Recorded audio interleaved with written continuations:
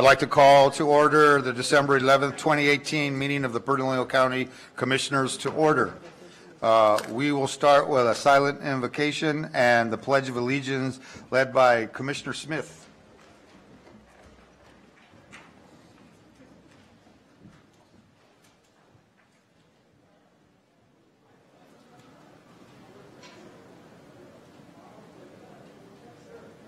Please join me in the pledge.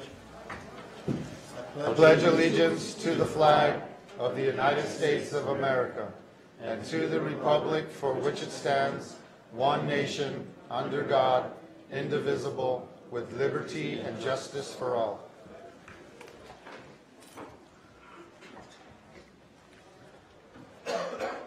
Madam County Manager, are there any changes or additions to the agenda this evening? Mr. Chairman, Commissioners, there are no changes or additions. Thank you. Before we move forward, and we'd like to recognize a couple of folks here this evening.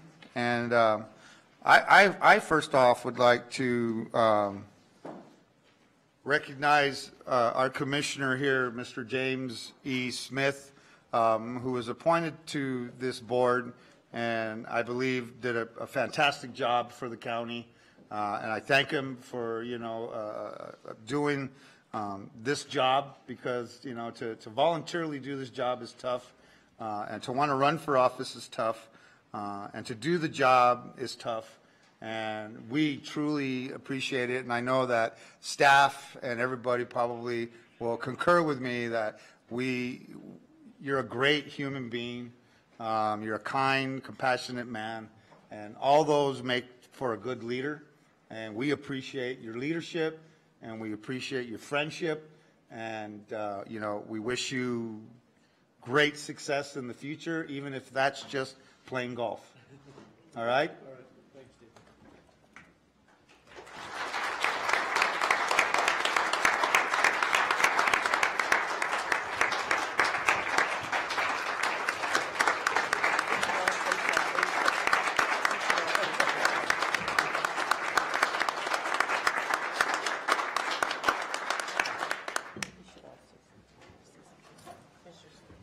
And if any other commissioners would like to say a few words. Mr. Chair? Yes, Commissioner O'Malley.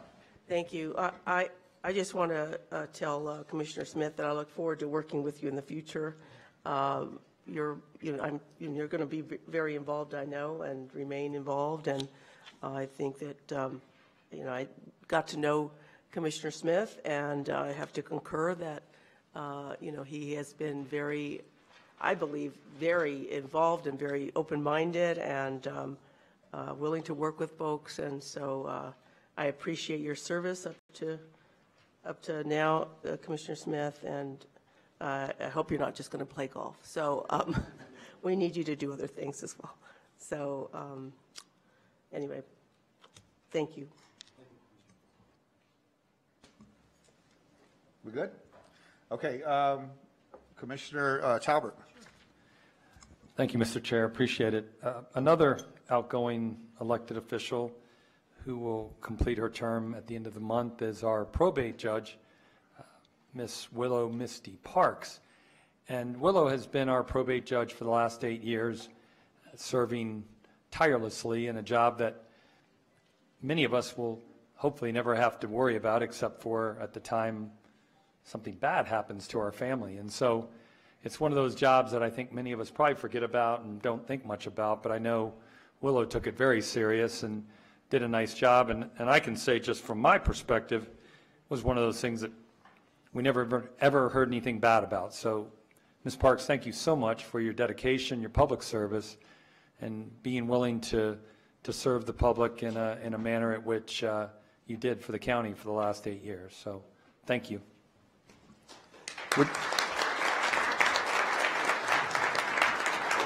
Could you come up here and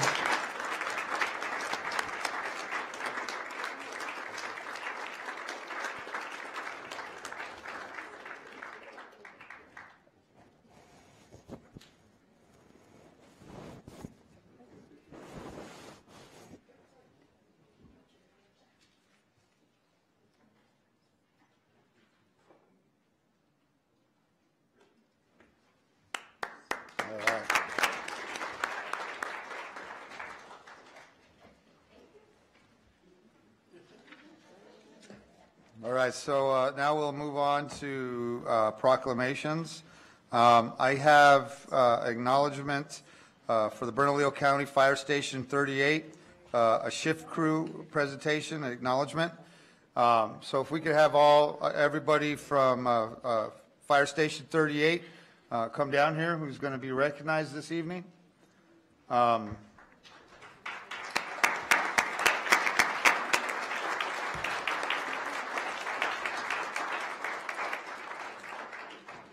So I'm going to read this, and then what I'll do after that is I'll announce everybody's name.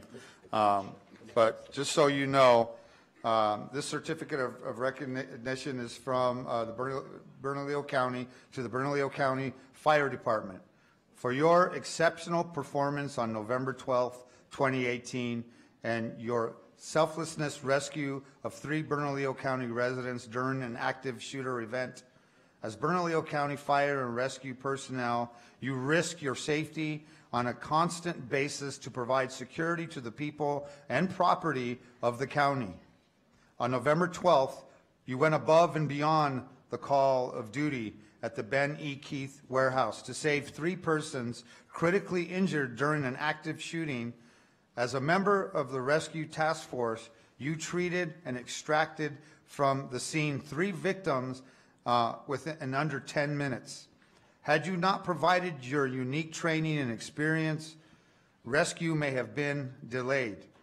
Your dedication and risk of your life and limbs certainly prevented the deaths of all 3 victims of the active shooting. You performed a flawless emergency medical response and proved the value of the rescue task force concept for future victims in need. Your performance on November 12th reflected the greatest expectations of fire and rescue personnel, and it was nothing short of distinguished, selfless service. The people of Bernalillo County thank and honor you. Bernalillo County holds your service on November 12th out to all the residents as a performance of the highest values of our community. Presented this day, December 11th, 2018. And I'm going to announce the names of our heroes.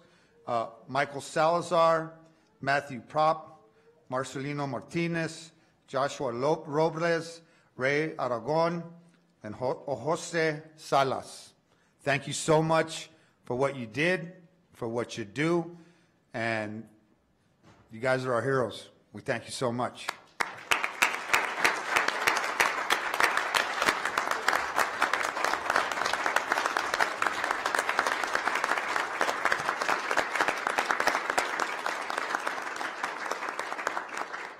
Chief. So, Commissioner and President, Commissioners, and members of the audience, thank you very much for taking this time out tonight to recognize the efforts of the men standing behind me. It was a trying event and something that we've practiced for and prepared for a very long time, but not something that you ever think that you're going to have to actually be called upon to do, and these men did it well. But we also had partners in this. It wasn't all about just Bernalillo County, and we'd be remiss if we didn't recognize those partners that stood next to us as we took on this event. So in the audience, we have a member from Albuquerque Fire Department. If you'd please stand, Mr. O'Brien, Commander O'Brien from Albuquerque Fire Department.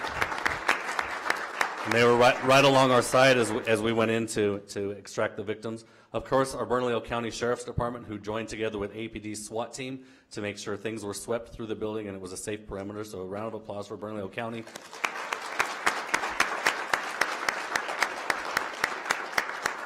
As well as the Albuquerque Police Department. One group that we don't get to recognize very often is the doctors who receive the patients. And tonight, we have the 2 trauma surgeons that actually were hands-on to these individuals. So if they would please stand from University Hospital and be recognized tonight.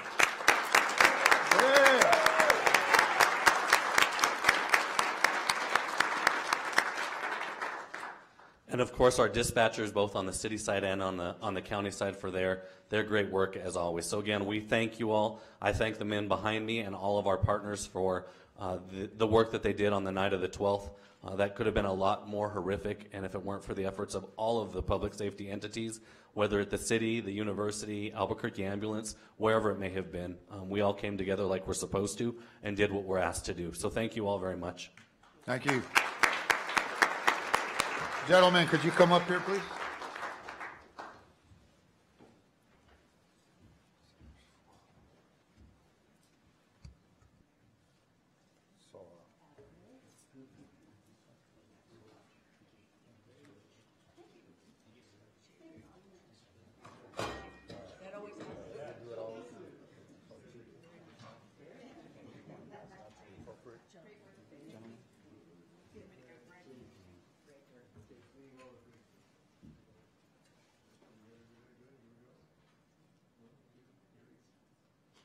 All right.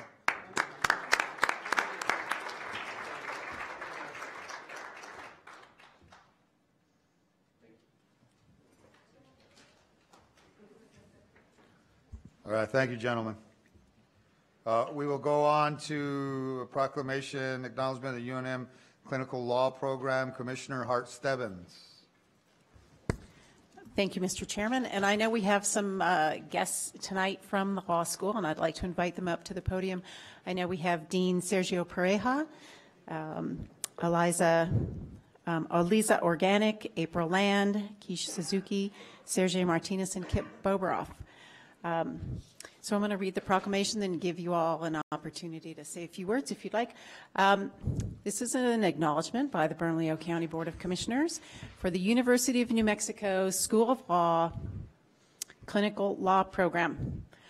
So, acknowledging for almost 50 years, the University of New Mexico School of Law has directly enriched both our community and generations of law students by pioneering a requirement that students provide free legal services to underserved communities across New Mexico through the clinical law program and its 5 sections: community lawyering, natural resources and environmental law, child and family justice, economic justice, and Indian law.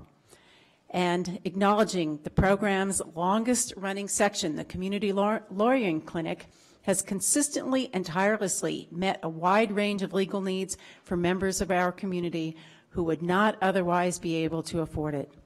From cases involving family law, juvenile justice, and immigration, to improving access to benefits. And acknowledging the Natural Resources and Environmental Law Clinic has worked diligently for communities facing environmental sustainability and justice issues, from agricultural lease templates for South Valley farmers to energy efficiency services for low-income residents. And acknowledging the Child and Family Justice Clinic has aided caregivers seeking custody of children exposed to opioids in utero, helped parents plan for their children's safety and care in the event of an immigration emergency separating children from their parents, and supported families and youth in the juvenile justice system using a multidisciplinary treatment approach that strives to reduce recidivism and improve their lifelong outcomes. And acknowledging the Economic Justice Clinic has helped clients recover unpaid wages, tenants avoid eviction or loss of security deposits, and private sector partners pursue various efforts towards expanding economic development for low-income communities in New Mexico.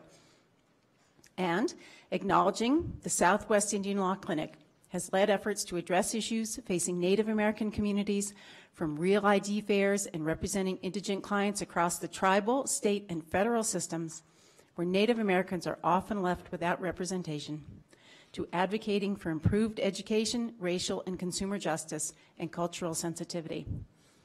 Now, therefore, be it resolved that the Bernalillo County Board of Commissioners does hereby express its sincerest gratitude to the clinical law program and the many, many students who have dedicated their time, energy, and unique talents to fighting on behalf of some of our most underserved communities, both here at home and across the state of New Mexico. Done this 11th day of December 2018 in Bernalillo County, State of New Mexico, and this is signed by all 5 commissioners. So I want to thank all of you for being here, and I think it was hard to fit everything you do into a page this size. I mean, over the nearly 50 years. It's amazing the services you've made available to people who couldn't otherwise afford it, and I know you've changed lives. One thing that's not here, one of the first things I learned about the clinic program recently was about the work you're doing with survivors of sex trafficking. I know your students are really engaged in initiatives like that. So again, just really grateful, I think, on behalf of the community as a whole for everything that you do. So thank you for being here. You're welcome to say a few words. Thank you. My name is Sergio Pareja. I'm Dean of the Law School. And first, I'd like to thank the Board of County Commissioners for this recognition.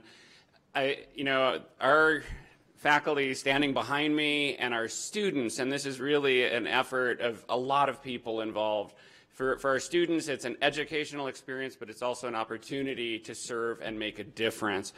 What goes on behind the scenes is people out there working really not for recognition. So this really came as a surprise when we heard this. There is a lot that goes on behind the scenes to take care and help people who don't otherwise have access to this kind of service, who are really in need.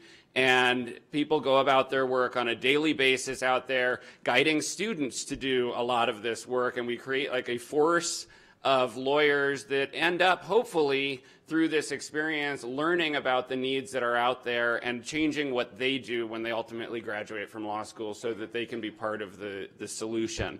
I also would want to thank our community partners, without going through lists of names of various partners that we worked with over the years. We don't do this work alone. It's something that we work with others out there who are also in this same fight for us to try and make this a better place. So thank you for this recognition. Even though we don't do this for the recognition, it really means a lot to all of us. Well, thank you, Dean, and again, thanks to all of you. If you're willing, we'd love to have you come up and take a photograph with us and receive the proclamation.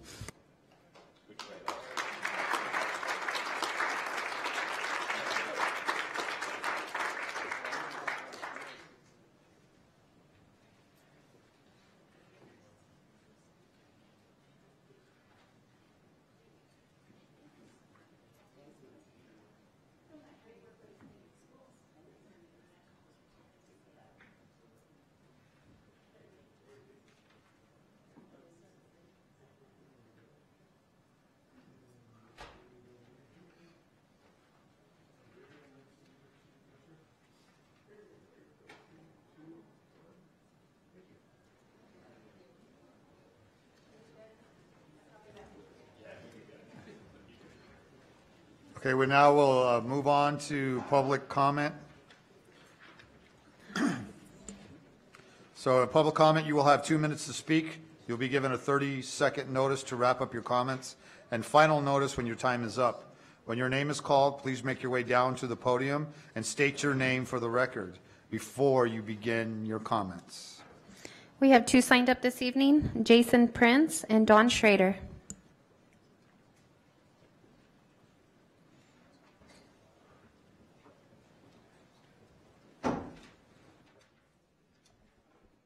Hi, good evening, Chairman, Commissioners. First off, thanks for the opportunity. As a former Director of IT for Chavez County, I know the hard work that goes into county government, so I appreciate each and everything that you guys do. I know the time and commitment that it takes.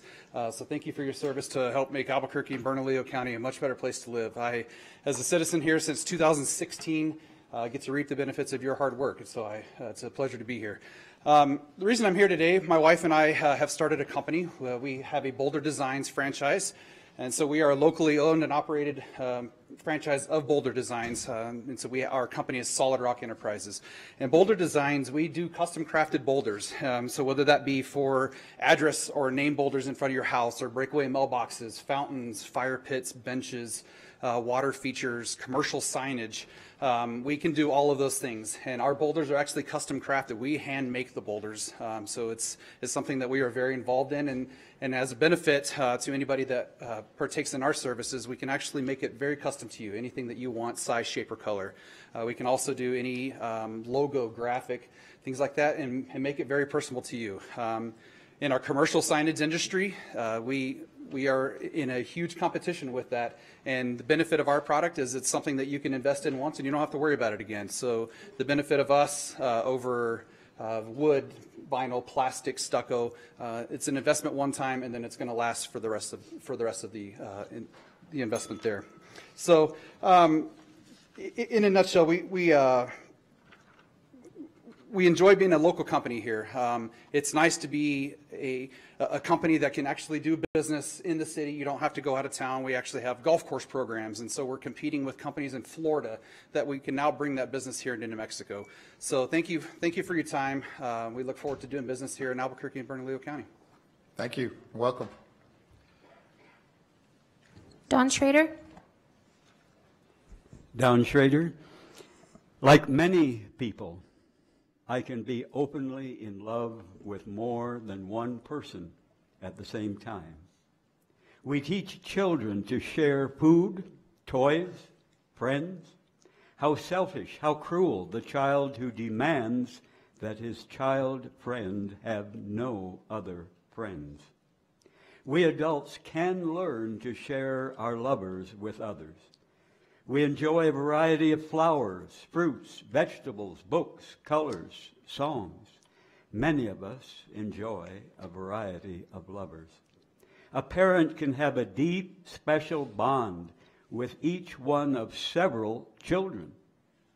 I refuse to let any man cage me or fence me in romantically, so I have no right to cage him or fence him in. I do not own any man, no matter how deeply I love him. I cannot make any man fall in love with me. I cannot make any man stay in love with me. And I'm a fool if I try to force him. I can invest my heart into more than one lover at the same time and do it honestly with all involved. If one lover backs out, moves away, or dies, I may feel less desperate, less abandoned, less devastated, more able to cope in my sad loss. Hell no to lies, cover-ups, cheating, double standards, insane jealousy. Yes to deep intimacy and sexual pleasure shared with more than one person. Thank you. We'll now move on to the approval of minutes. So item 8A, the September 11th, 2018 zoning meeting minutes. I move for approval. Do I have a second? All in favor signify by saying aye. Aye. All opposed, motion passes. Item 8B, Canvas, the November 9th, 2018 Board of Canvas meeting minutes. I approve. And I have a second. All in favor signify by saying aye. Aye. All opposed, motion passes. I move to approve the November 13th, 2018 administrative meeting minutes. I have a second. All in favor signify by saying aye. Aye. All opposed, motion passes. I move to approve November 19th, 2018 Board of Canvas meeting minutes. I have a second. All in favor signify by saying aye. Aye. All opposed, motion passes. We'll move to approval of the consent agenda. But before I move to approve the consent agenda, Madam Clerk, can I have resolution numbers for item 9D and 9E? Mr. Chair, 9D is FR 2018-80. 9E is AR 2018-81. Thank you. So I move to approve the consent agenda. Second. And I have a second. All in favor signify by saying aye. Aye. All opposed, motion passes. We will now move on to item D, the adoption an ordinance amendment to the county code. For the record, we do not have a public hearing on this item. So no public hearing? Okay. Thank you.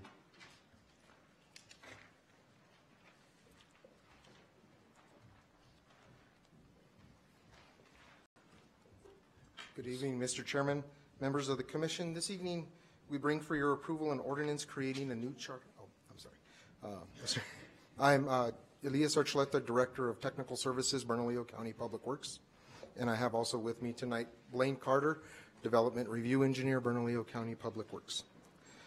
So this evening we bring for your approval an ordinance creating a new chapter in the Bernalillo County Code establishing the county's pro rata program, as well as a companion resolution establishing the pro rata administrative fees.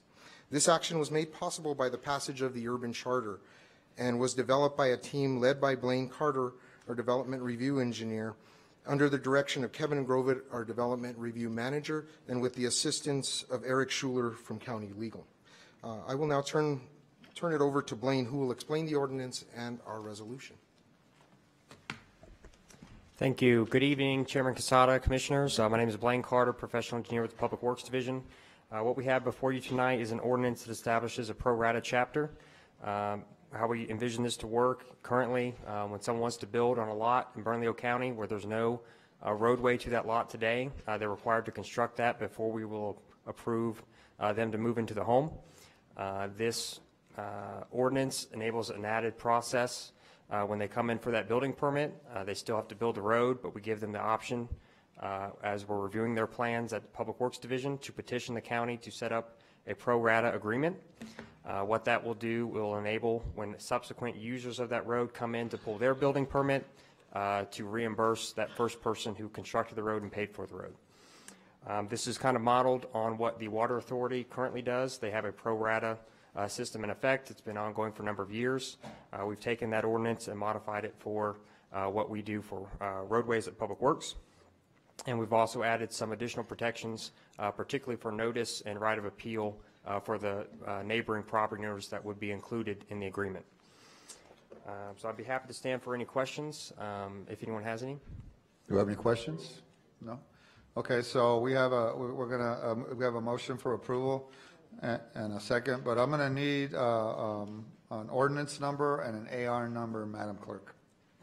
Number 1 is ordinance number 2018-34. Number 2 is AR 2018-82. Okay. Mr. Chairman? Yes. Just before we vote, I would just like to just say thank you to our Public Works staff, to Blaine and Elias and Roger Paul. This is really great work, and I think it is going to have a really big impact on people who live in the unincorporated parts of the county as they do things to improve their neighborhoods and their home sites. So thanks for this. I know it was a ton of work, and I'm really glad to be able to approve it tonight. Thanks. Thank you, Mr. Chairman. Yeah. Okay, so we will have a motion. Yes. We did have one amendment. If you would like, I can read it into the record. So what I'm going to do is we're going to vote on this, and then we're going to vote on the amendment, and they're going to re-vote on this item again. So we have to, right? Mr. Chairman, so we already have a motion for the item. Now we can introduce the amendment. Okay, we so vote on the amendment, then we go back on the item. Okay, so then now we'll move to the amendment. So go ahead and read the amendment, please. Okay, for the record, the proposed amendment is for the end of section 47-14 pro rata agreement, and it reads as follows. At the discretion of the Deputy County Manager for Public Works, a Bernalillo County Public Works Division approved maintenance agreement may also be required for improvements within a private access easement. This maintenance agreement should specify the parties responsible for the upkeep of the pro rata improvements while the pro rata agreement is in effect. Failure to maintain the pro rata improvements in an acceptable manner that readily enables the development of the pro rata parcels may be cause for the cancellation of the pro rata agreement by the county. Upon making a required pro rata payment, the owner of a pro rata parcel shall join the maintenance agreement. The maintenance agreement shall be included in the notice required in this chapter, and the appeal of that agreement shall be limited to the appeal process in this chapter. Thank you. Do you have any questions on the amendment? So I move to approve the amendment. And I have a second. All in favor signify by saying aye. Okay. The amendment passes. So now we'll vote on the item again, item 10A. And I already have a motion and a second. So all in favor signify by saying aye. Do we need to move it as amended? As amended. Now, so we voted on the amendment. So voting on it as amended. All in favor signify by saying aye. Aye. All opposed? Motion passes. We will now move on to item 10A-2, right? Approval Administrative Resolution AR 2018 30? Is that what that was? Oh, I can't read my own writing. 82. 82. Establishing the pro rata administrative fees. So I move for approval. I have a second. All in favor signify by saying aye. Aye. All opposed? Motion passes. Thank you so much, gentlemen. Thank you. We will go on to item 11, adoption of resolution.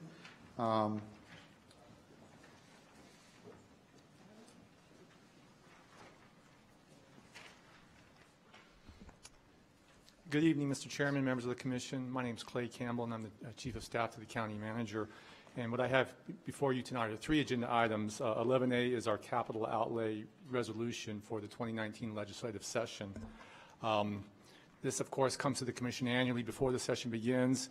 Staff, our adopted ICIP, the approved GEO bond package, county manager and deputy county managers, and members of the Bernalillo County delegation at the state level all helped us influence the content of this year's requests between September and December of 2018. And like our GEO bond funded projects, we try to leverage existing committed funding for a project in order to obtain additional funding for the same project. And in this case, we're seeking capital outlay funds. So toward this end, we have this year 28 separate individual requests totaling over $71 million. And with those projects, we have an existing $50 million that's committed already that we're leveraging with the state in our requests. The resolution also acknowledges a handful of past appropriations that need to be reauthorized for time, as well as a handful of new funding requests by nonprofit organizations with whom we've agreed to work. And finally, this resolution does point out specifically that the land mobile radio project is our #1 priority, and that is a project we're going to be working on in conjunction with the city of Albuquerque and co-lobbying with them at the state legislature this session. I have our lobbyist Dan Weeks here with me, and he and I stand for any questions you may have on the capital outlay resolution. Any questions? Yeah, Commissioner Smith. Thank you, Mr. Chair, and Clay, thanks for your work on the land mobile radio especially. And where is that RFP as we speak between the city and the county? Mr. Chairman, Commissioner Smith, my understanding is that that RFP is on hold, that they have not awarded anything, and that there were some technical rewrites of it. That's what I heard as of a few weeks ago. I don't know what the plan is for getting it reissued. I will follow up on that, find out. All right. Thank you, Mr. Chair. That's all I need. Mr. Chair. Yeah, Commissioner O'Malley. Thank you. Commissioner Smith, do you want to elaborate on the RFP? What are we talking about here? Mr. Chairman, Commissioner O'Malley, Commissioner Smith is referring to the land mobile radio request for proposals. It is a combined procurement effort between the city and county for an interoperable communication system for emergency responders and other personnel in the unincorporated area of the county and the city of Albuquerque. The project is not fully funded right now. But there's an RFP out? Correct. They were writing it to get it specified. I've got Greg Perez here, Deputy County Manager, Public Safety, who that falls under his area, and he can give a little bit more detail about where things stand with that RFP and the effort with the city. Just wanted to know. Sure. Thank you. Chairman, Commissioner O'Malley. So what Clay is referring to is the replacement of the 800 megahertz radio system, which is the handheld radios and the radios inside of both our vehicles, Bernalillo County Sheriff, as well as our partners on the city side. We've been working for the last 2 years on the replacement plan and schedule for that system. We had an expert that was brought in on the city's dollar, a group of engineers to kind of look at our system and figure out exactly what it was that we were going to need to be able to move us in to the next phase for our radio system. That work was all done. An RFP was generated. They've pulled the RFP back a couple of times. My understanding, the city has. We didn't do anything with the RFP, but my understanding at this point is now that it is back out for review, and the binders have been given to the selected committee that does have 2 members from Bernalillo County on that committee to review and select a contractor. There are only two vendors that can do the work, one being Harris Mobile and Motorola. So that's under review at this point, and we're looking for what we anticipate the county side to be close to $13 million, but it's a $30 million project in totality is what the estimates are early on. So that's why we're seeking assistance from the legislature to make this one of our priorities. Our system right now is on its last leg, and it's getting to a point of criticality in its need for replacement. This has been an ongoing project for a very long time that's finally actually now picked up steam. Yeah, and I'd heard that it wasn't fully funded, and of course, it's got a very big price tag on it, and the idea was to work together so that you have a system that works together. I was just curious about that, since it's not fully funded, and hopefully we will get some money from the state, but we don't know that. So I was kind of surprised that an RFP had gone out. That's all. And Chairman, Commissioner, that's all been kind of controlled by the city side. We haven't had involvement in the procurement process for the land-based radio system. It's all been based off of the city, and they've been the architects of the RFP with input from us on what we need, but the process has been ran through the city. Okay, thank you. Any more? Commissioner Smith? Thank you, and Chief Perez. Since we got the expert up there on land mobile radio, I do have, because this impacts my district heavily because of the Doghead fire, especially a couple years ago. So the RFP now, so do you anticipate the RFP to be awarded before you go to the legislature to look for the $30 million? Chairman, Commissioner Smith, I don't know that I can answer that. I'm not sure what the timeline is on the actual RFP. Like I said, I know it had been pulled back a couple of times, and my last understanding is that 2 large binders containing the material has been issued out to the team, but I don't know what the timetable was for them to review it. I would imagine they've given them a significant amount of time, being that it's a number of binders that they're having to review for each of the vendors that are in the RFP process. Right, and thank you, Mr. Chair. And Chief Perez, do you anticipate any interviews associated with the RFPs, or is it just going to be awarded based on their proposals? Chairman, Commissioner Smith, I wouldn't be able to answer that because I'm not part of that process. Got it. Okay, thank you, Mr. Chair. Any more comments? No? Okay, thank you. Madam Clerk, can I have a resolution number for item 11A? Mr. Chair, I also, go ahead. I did have a couple of. Okay, yeah, but can I get the AR number real quick? 11A, AR 2018-83. 83, okay. Yes, Commissioner O'Malley. Thank you. Just wanted to make a couple of amendments to the request. There's a section in there that talks about operating for the tiny home village, and I would like to, as a part of the capital, do a request. This would be for $800,000 for improvements to the Albuquerque Indian Center. We would be the agent for that, and that's to their facility. And then the other capital request, I do have a line item in there for Trisco Vista Extension. I would change that for the total request to $5 million. And those are my 2 changes. Okay. Mr. Chairman? Yes, Commissioner Hart-Stebbins. Thank you. I don't know if this is the appropriate time, but I have one. First of all, I want to thank Clay and all of the staff for your amazing work. You have been working on this hour after hour for a long time, so I appreciate that. And I apologize because I have something to add even after all our conversations. Is this the appropriate time, or should we move it and then amend? Okay, so my amendment would be to actually add a new category. So this would be on page 4, line 3. This would add another category.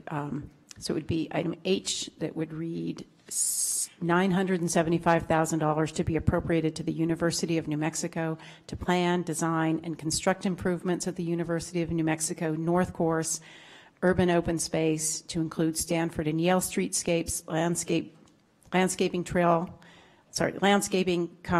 restoration, revegetation, and site furnishings. Very good. Thank you. Okay, so then that adds to the overall, right? You're not deducting or taking from some other place to put it in. You're just adding that Correct, Mr. on, because Chairman, I that's just, correct. I remember. Okay, Correct. all right. So, any more discussions? Any more amendments? No? No, it's Christmas. Christmas just showed up. So we'll vote on each item. So we'll vote first on 11A.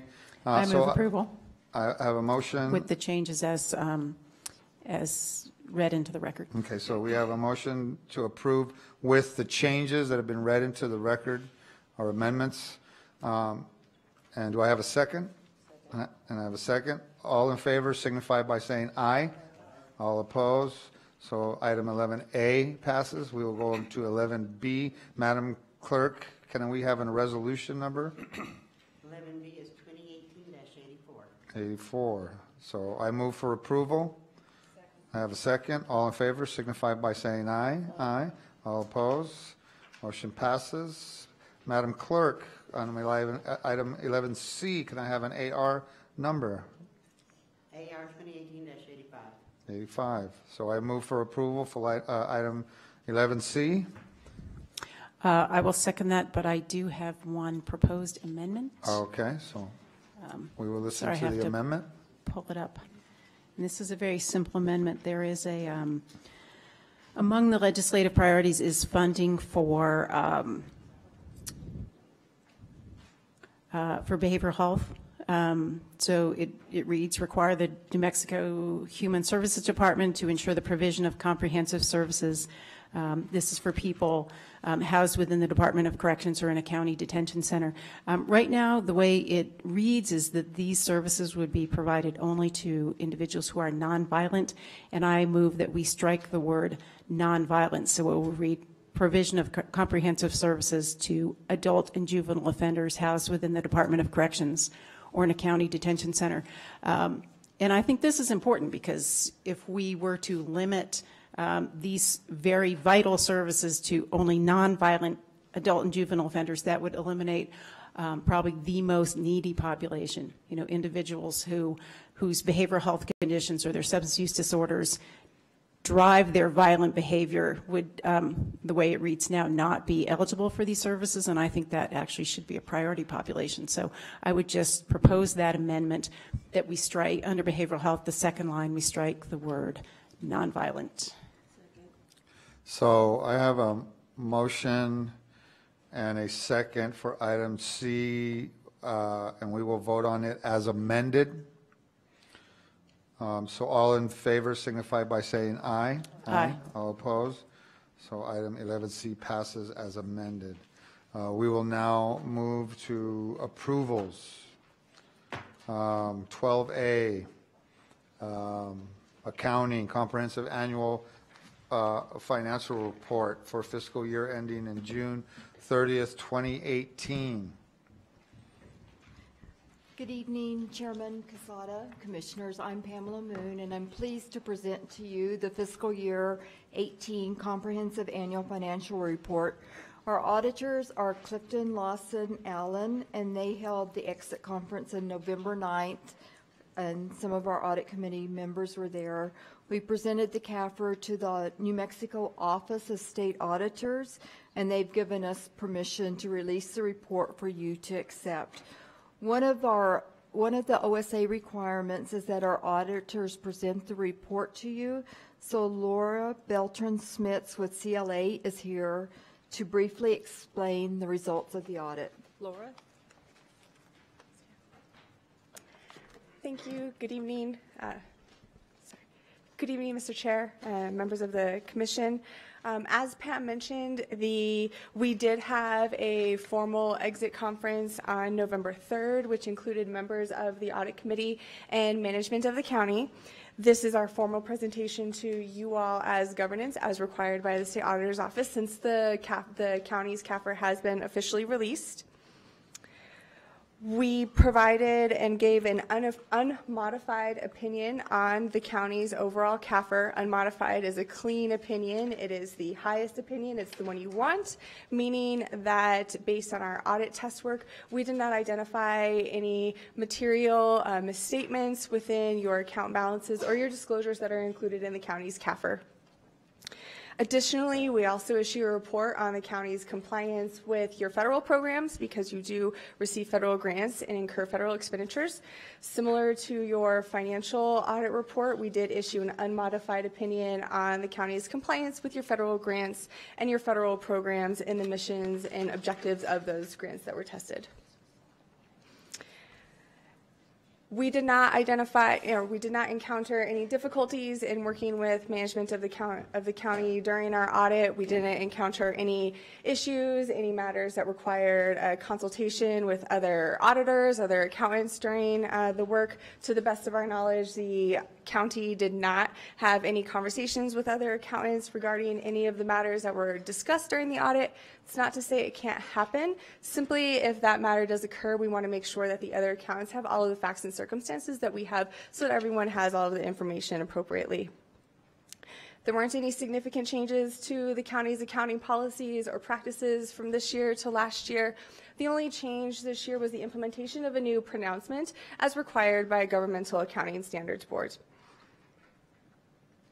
If there were any significant findings, we'd be required to discuss those with you all. We are pleased to say that actually 2 of the 3 findings from the prior year were resolved. There was one finding that was remaining. It was repeat and modified from last year. It's simply a matter that does not rise to the level of a significant deficiency nor a material weakness. It pertains to our testing over internal controls over cash receipts, whereby the county in one instance out of 22 items that we tested did not make the deposit of the cash receipt by the next business day, which is a requirement of New Mexico State audit rule, and then the county's policies and administrative instruction as well. So again, that was just one matter, and it does not rise to the level of a significant deficiency. That is a very high level of our required communications that we are to have with you all. I stand for any questions if there's. Do we have any questions? Commissioner O'Malley. Well, I want to thank you for a successful CAFR. I mean, you guys do a terrific job. Thank you very much. All right, so I have I motion to accept the comprehensive annual financial report for fiscal year ended in June 30, 2018. I have a second. All in favor, signify by saying aye. Aye, the motion passes. Behavioral health, item 12B, behavioral health 30 million capital investment. Good evening, Commissioners. Katrina Hotram-Lopez, the Director of Behavioral Health Services. We are requesting to, out of the behavioral health tax, $30 million in one-time capital investment out of the Behavioral Health Fund in order to assist on building on the UNM footprint a new psychiatric hospital, which will include crisis triage services. So this $30 million simply parks that dollar amount so that we can proceed with our plans on creating a safety net system of behavioral health and the continuum of care. With that, I stand for questions. So we have any questions? Yes, Commissioner O'Malley, I have a motion for approval from Commissioner. Thank you. And I'm looking at this proposed amendment that Commissioner Stevens had some questions about this. So I don't have a problem with, there was a couple of amendments here. And maybe you could talk a little bit about your amendments. So the fund itself, what we wanted to make sure was that we left it open for partners in either the state or the city. But we also want to make sure that as we move forward, there is a commitment. That's going to be very clear that we're saying, look, here's money available. The community has been asking for this for a very long time since we adopted the tax. It's something we need to do. I'm hearing different numbers as to what this would cost. There's this piece, which is the triage center. Then there's the larger piece, which is having to do with the hospital. So I guess I just want to hear your thoughts on that. So if we say we commit 30 million, does that mean that there's going to be the state saying, oh, well, if you're committing 30 million, then we're just going to put in such and such, or the city? Because the city, it's my understanding, has both the city and the state have one-time capital dollars. The nice thing about this fund, the behavioral health tax, is it's flexible. It's either for operating or capital. Anyway, your comments on that, please. Certainly, and thank you. Your point's well taken in that this is not 30 million, this is up to 30 million. And we did that strategically because we want to be that payer of last resort in that way so that we could be more flexible with the funds. We have not gone through the full vetting process in terms of the architecture of the property and the building of the hospital. And that's why I think we're seeing some of these floating amounts. In addition to that, I think we are also caught up into the new hospital build, which is, you know, around $270 million, and this could be a piece of that as well.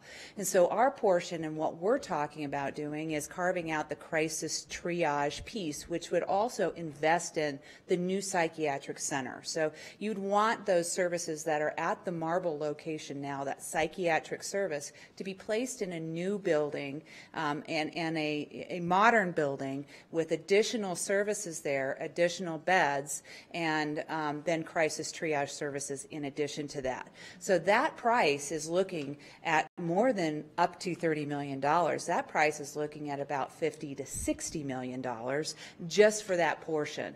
And that includes inpatient hospital beds expansion and a bunch of other things, plus that crisis triage piece. But we don't know that total price yet. Mr. Chair, so I think what this kind of reminds me a little bit about is this sort of like this commitment we made to the single-site supportive housing project downtown. It was, look, we're looking at committing this amount of money. At this point, we didn't really know all the details because we didn't even have a development agreement. We didn't have an MOU with the city at that time. Yeah. So there's still some things that we are not, it's not obligating us. Well, first, it's not appropriation. It is so I think it's important to send that message that we want to move this forward, right? We want to move it forward. But there's some other details that will be worked out, is what you're saying, later as we start to look at these agreements and an appropriation. Okay. Mr. Chair, Commissioner, that's exactly right. And what this allows us to do right at this point is when we go into the legislative session, we're showing we have skin in the game. And we're showing, you know, we're pioneering a trail for a crisis triage center and a replacement hospital that hasn't really been done before. And it's sometimes hard to go to the legislature and ask for dollars if we're not showing a commitment on our behalf to proceed with that as well. And we'd love to be able to ask the state of New Mexico for $20 or $30 million as well, so that we could also have children's services that were redeveloped, as we had talked about at the very beginning of this project. Mr. Chair, if it's okay, if Mr. Weeks could come up, Dan Weeks, he also represents the hospitals, and I would just like to get his, I know you work closely with him as well.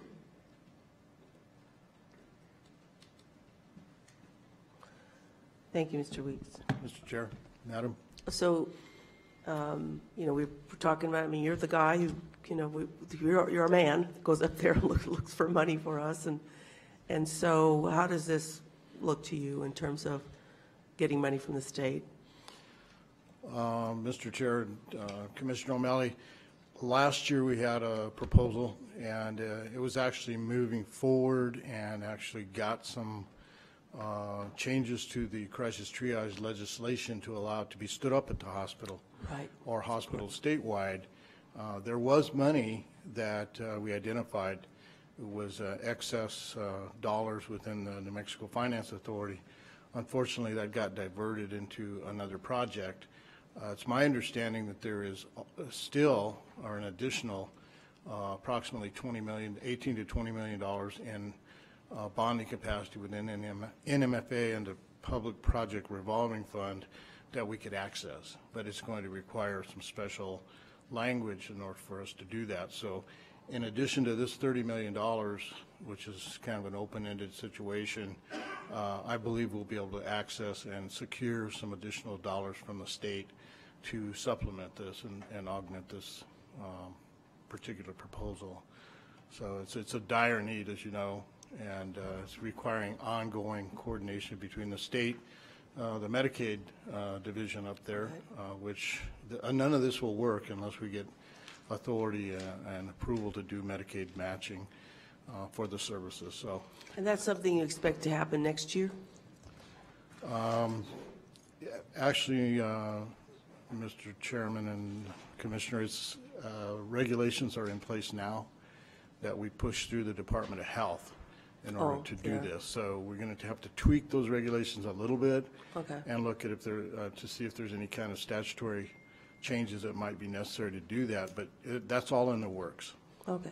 And I think that's important that you mention that because the public doesn't understand sometimes that we needed enabling regulations to allow this to happen. That took almost 2 years to get through. I know you all worked very hard at the legislature because, as you said, it's not going to work unless we get these changes made, and sometimes that takes it long. But it's important, I think, that folks know that we haven't been sitting on our hands, and that we know how important it is to get this project underway. Yeah. Thank you very much. Mr. Chairman and Commissioner, this is a synergistic approach to it, and we really do need the multi-jurisdictional approach with the city, the county, the school, the university and medical school, et cetera, and the medical assistance division at the state level. So, I'd like to congratulate you all for being patient and say the public needs to be patient to get this done right. We don't want to just spend the money and have nothing to show for it. Thank you. Thank you both. Commissioner Hart-Stebbins. Thank you, Mr. Chairman. So, Dan, in your opinion, in us doing this tonight, does this in any way send a message to other local governments, whether it be the city or the state, that they don't have to participate? Or that we take on the lion's share? Mr. Chair and Commissioner Stebbins, no. I don't think it sends a negative message at all. I think, in fact, what it does is say we're stepping forward. This is a regional problem and a statewide issue. I know the city of Las Cruces and Doña Ana County have been looking at it. We've been talking to Santa Fe about it, and they're proceeding as well. So I think it's a positive thing to show that we're stepping up and be demonstrative of our effort, and will probably help move some of the other local governments along as well. So I know that University Hospital over the last years has been sort of putting away dollars for the replacement hospital. The last figure I heard was $230 million. Does this supplant any of those dollars? Mr. Chairman and Commissioner Stebbins, I don't believe it does. I don't think, working with them, that this is sort of an add-on. It's not a supplementation of what they're planning. I mean, they've already got their plans put in place, and they've actually moved forward. And if it wasn't for the denial at the state level of that proposal, we'd probably already have shovels in the ground. Right. Does the replacement hospital include psychiatric services? As you've seen the I don't believe design. it does. I think it's mostly acute care, surgical. I don't think there's a psychiatric component to it at this point in time. Inpatient psychiatric beds, not the kind of services we're looking at. All right, thank you. So I certainly support, any movement towards getting this crisis triage center open. I know, as Commissioner O'Malley has pointed out, this is something that when voters approved the tax, it was something that they very clearly indicated was necessary. It's been identified as a priority for the last decade by every task force, study, whatever. So this is something we really need to do. I appreciate all the work that's gone into the legislative changes that allow the operating dollars, that allow the operations to be covered, at least in part, by Medicaid. So thank you for that. It's exciting to have the opportunity to finally move forward on this. So thank you for that. With that, I did have I think some of my concerns would be resolved by making a couple of amendments, and so I'd like to just read those into the record. I think we have to move approval, and then I would like to propose an amendment. So maybe I've missed. Okay. So I have a motion and a second on this. Yeah. Okay. So this amendment. So right now the motion reads, $30 million capital investment motion to approve. Sorry. Motion to approve a one-time capital investment of up to $30 million for a crisis triage center in cooperation with the University of New Mexico to be appropriated at a future date. And this is new language, provided that the county is included in an equal partnership role in all planning discussions and processes, and that this approval will sunset in 24 months from the date of approval unless all agreements are in place and the project is set to begin. So I would move that as an amendment to item 12B. Mr. Chair? Yes, Commissioner O'Malley. Thank you, and I just wanted to know, Ms. Holcomb, what your thoughts on these two amendments? Mr. Chair, Commissioner, we believe that these are friendly amendments, and I think put in some stipulations that then just don't hold the dollars indefinitely, but really challenge us to move on this project and commit to the public to get them done. So we believe that these are friendly amendments. So thank you. Thank you. Thank you, Commissioner. Okay, so so there's two different amendments, or is there just one? There are two. There are two. So do we have to vote on those amendments separately, or we can? They're stated into the record, so I think we So can vote on them one. together? Okay, so let's just vote on the amendments. So I would move approval of those two amendments. Okay, so I have a motion on the amendment. Second. And a second. All in favor signify by saying aye. Aye. The amendments passed. Now we'll move back on to the item. We have a motion and a second. All in favor signify by saying aye. Aye. All opposed? Everything passes. Thank you. Thank you so very much. So we'll now move to Health and Public Safety Division.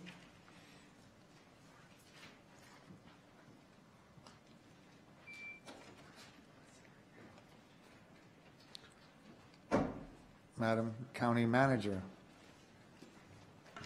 Mr. Chairman, Commissioners, so this is, we would like your approval. There was a memorandum of understanding between the county of Bernalillo and the Bernalillo County Sheriff's Association. We entered into a memorandum of understanding, as you all know, to increase salaries of our sheriff's deputies. And so we come before you today to respectfully request concurrence on that MOU so that we can move forward. And I stand for any questions, but I just want you to know that, you know, we thought about this. We want to retain our skilled professional deputies. That's very important. It's very important to the county. It's very important to our citizens. And, you know, we just appreciate everything that they do. And so, again, I respectfully request your concurrence on the memorandum of understanding. So we got a motion from Commissioner Talbert, and I second it. Do we have any comments? No? I have a quick comment. You know, we need to retain our sheriffs. So it's pretty as simple as that. You know, we live in a competitive type of world, whether it's government or non-government, right? We have to be able to keep our best employees employed, and you know, it's kind of heartbreaking to know that, you know, we train them, and then they move over to APD because they're already trained and they go in at a higher scale. I know that we're not completely competing with APD, but, you know, we're making it as comparable as we possibly can in the county. You know, and I think it just shows the respect that we actually really do have for our sheriff and our sheriff department. And so, you know, with that comment, I'm glad that we're doing this. So I have a motion and a second. All in favor signify by saying aye. Aye. All opposed? Motion passes. Thank you so much. Thank you, Commissioners. Discussion, moving on, an economic development annual report presentation. Ms. Archuleta. Last but not least, right, tonight. That's right. Thank you all for your patience and your time tonight. Well, we need that economic development in order to do things like we just did, right? That's right. We have a handout that's going to go out to all of you, and also a PowerPoint that you'll see in just a minute. And as you know, economic development is, we've asked, it's in the policies and procedures that economic development present at the end of the year, sort of a year-end presentation of economic development that's gone on in the community, and particularly through Bernalillo County. So if you'll bear with us tonight, I'll wait till you get your presentations, and then we'll go ahead and start. Can I start? Okay, yeah. Great. Okay, so this is our economic development projects. We'll go over our film activity and other program updates. So as you can see, We had 4 projects, industrial revenue bonds, in the calendar year of 2018. We had $122 million of private investment, creating 409 jobs in the community. We had 1 workforce housing project. That workforce housing project was had $23 million in private investment, 3 jobs. And note, workforce housing creates an inventory, not employment numbers. So when you see that those numbers look low, it's because it's really about housing our members of our community in affordable housing. But it did create 128 construction jobs. For local economic development, LEDA, we had 7 projects, which totaled $81 million in private investment and 778 jobs.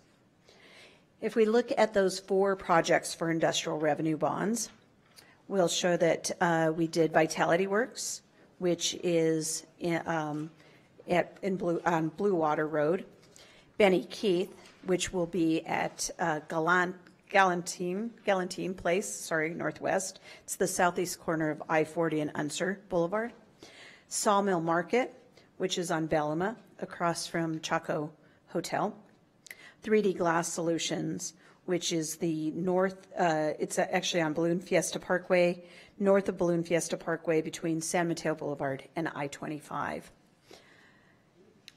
As for our workforce housing, it's via Trisco, Dennis Chavez Road between 98th and 118th Street. It was a $23 million project revenue bond, a PRB, created the 3 jobs. And as we said, it's about housing our workforce housing community and not about jobs. But it did create 128 construction jobs, and there was $36.4 million in private investment. As far as the LEDA grants that we saw come through, we'll start with the state LEDA.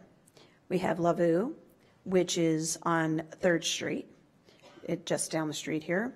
RS21, also in downtown Albuquerque on Gold Street. Kivo Thermal, which is at the southwest corner of University Boulevard and Bobby Foster. Indica Labs, over on the northwest of Paseo del Norte and Eagle Ranch Road. 3D Glass Solutions, which is North Fiesta Balloon Parkway. And Vitality Works, over on Blue Water. As you can see by the listing, almost every district was able to get some sort of LEDA into their neighborhood this year. With workforce housing, I'm sorry, I apologize for that. For county LEDA grants, we have Topgolf. We have Topgolf USA, which I thank you all for helping with that. That was quite a lift for the county.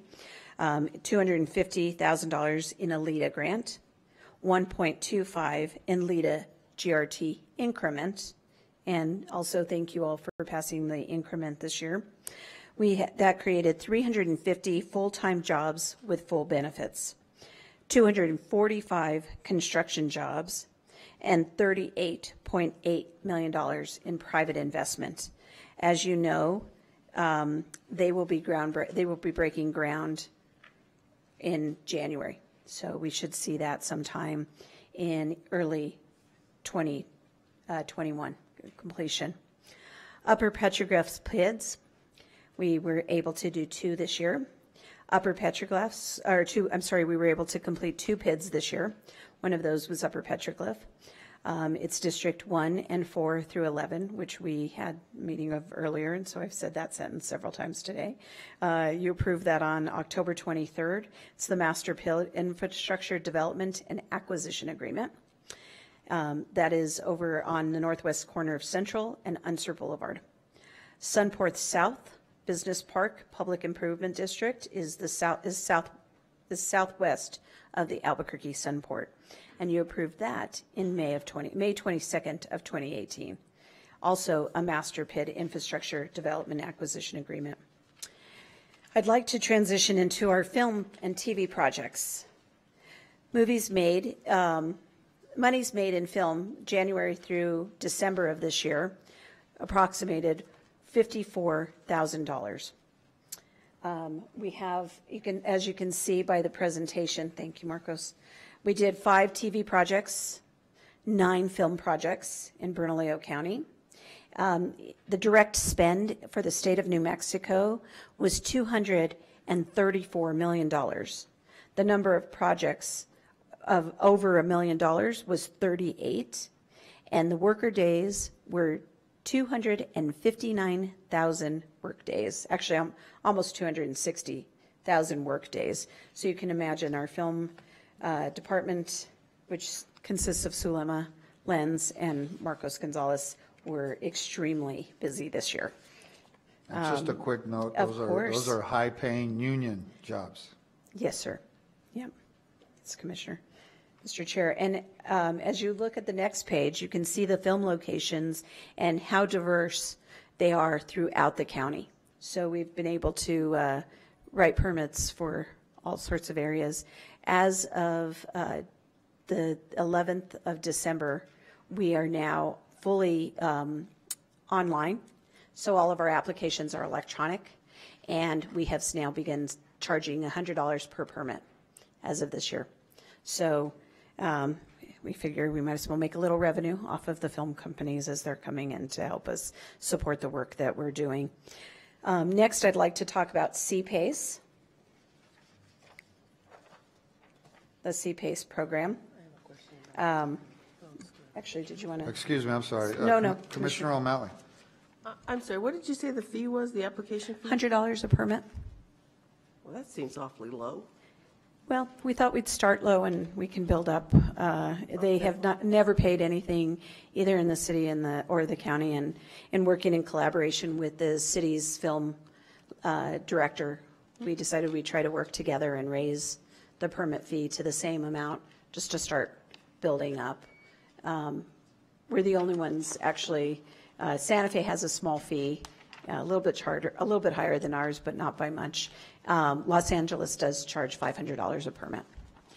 So. And so to clarify that, a permit moves every day, though. I mean, they move from different locations, so every time they move to another place, they have to get another permit in a different location. So that does that, yeah.